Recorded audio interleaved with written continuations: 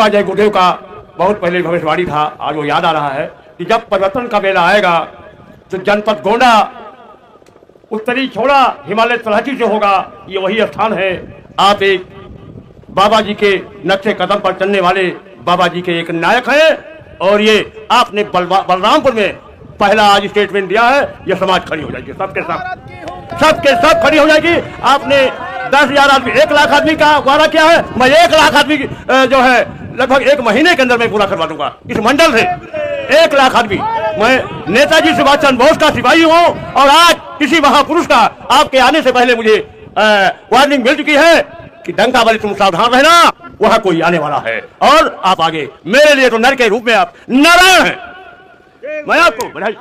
सभी सत्संगी प्रेमी भाई बहनों, मैं आपको पुनः सचेत करना चाहूंगा। परम पूज्य स्वामी जी महाराज के वचन, चंडी मशाल लेकर पूरे विश्व के भ्रमण पर निकल पड़ी है, सारे मुल्कों का धन गायब करेगी, बड़े बड़े पूंजीपति खत्म हो जाएंगे। डंकल प्रस्ताव लागू होने के पहले उन्होंने हिदायत दिया था कि भारत में अपना कोई धंधा व्यापार मत करो, भारत की जनता दे नहीं पाएगी और ये खाली हाथ वापिस भागेंगे। केवल जनता को जागने की देरी है। विदेशी कंपनियों ने भारत को जो लूटा है गुमराह करके, इनके जाने का समय हो रहा है। अभी हमारे आपके बीच में हमारे भाई डॉक्टर देवेंद्र बिलाहरा ने जो खुल करके कह दिया कि मेरे पास समय ज्यादा नहीं है, मुझे केवल 1 लाख आदमी चाहिए जो जगे हुए। फिर घोषणा कर दिया जाएगा स्वराज, रामराज और सतयुग की, जिसकी परिकल्पना शहीदों की थी, जिसकी आवाज बाबा जय गुरुदेव की कि कलयुग में कलयुग जाएगा, कलयुग में सतयुग आएगा और मुट्ठी भर लोगों से परिवर्तन हो जाएगा। इसलिए भारत की हुंकार है, जनता ही सरकार है, भारत की हुंकार है, जनता ही सरकार है। आप लोग भारत के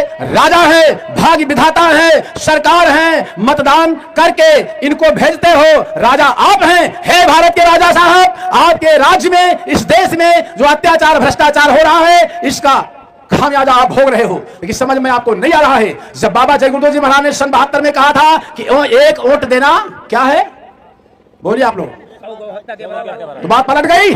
आए सत्संगियों, अब भी समझ जाओ, अब भी खड़े हो जाओ। हमारे डॉक्टर साहब ने कहा तुम कितने खंडों में बढ़ जाओ, लेकिन सत्य के लिए आप लोग खड़े हो जाओ, फिर देश का भला कल्याण हो जाएगा। ये आवाज आप लोग जन जन तक पहुंचा दीजिए, ये संदेश पूरे भारत में जाएगा। उत्तर प्रदेश का जो ये कार्यक्रम हो रहा है, हम आप लोगों को आगाह करना चाहेंगे। कुछ हमारे ऐसे जिम्मेदार भाइयों ने ताकत लगा दिया है लोगों को भरमाने के लिए कि वहां मत जाना। बोलो सही है? इन्होंने इतना मेहनत किया है कि 1000 आदमी के आने का यहाँ व्यवस्था थी, लेकिन ये संगत जो देख रहे हो, काफी लोगों ने ताकत लगाया है कि वहां मत जाना। इसलिए ऐसे लोगों को सचेत आप लोग कर दीजिए। माताओं, आपका जिम्मेदारी है, ऐसे बकवास करने वालों से पूछिए कि बाबा जय गुरुदेव का जो ये कहना था कि चूड़ियों में हीरे लगेंगे, कैसे लगेगा?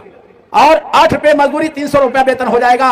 दिल्ली से राजधानी हटेगी, विश्व की न्यायपालिका भारत में कैसे होगी? चूड़ियों में हीरे कैसे लगेंगे? फार्मूला बताओ, वरना इनको पकड़िए। सेवा मांगने वालों को किसके नाम पर सेवा मांग रहे हैं? सेवा सेवा सेवा। मैं खुले मन से कहता हूं, सेवा लेने वालों को मेरे पास भेजिए। कितना सेवा लेंगे? बाबा जय गुरुदेव के नाम पर अगर सेवा ले रहे हैं तो बाबा जय गुरुदेव जी महाराज ये कौन है? बोलिए आप लोग, ये लोग बताएंगे नहीं बताएंगे? ये कौन है? ये लावारिस हैं, इनका पता ठिकाना नहीं होना चाहिए। इसलिए बहुत सोच समझ के साथ मैं बहुत अपनी संगत उत्तर प्रदेश के तमाम जनपदों से भाई लोग हमारे आए हुए हैं। अभी रात को बैठ करके एक विचार विमर्श होगा, आप लोग भी रुकना चाहें तो रुकिए। तो हम अपने डॉक्टर साहब का बहुत आभार प्रकट करते हैं, जो अपना विशेष समय निकाल करके हम लोगों के बीच में आकर के अपना कीमती समय दिया। काफी समय से हम लोग इंतजारी कर रहे थे, लेकिन इनका समय बड़ा कीमती है और अभी आपके बीच में, और सुबह ही इनको भाग करके बहुत दूरी जाना है।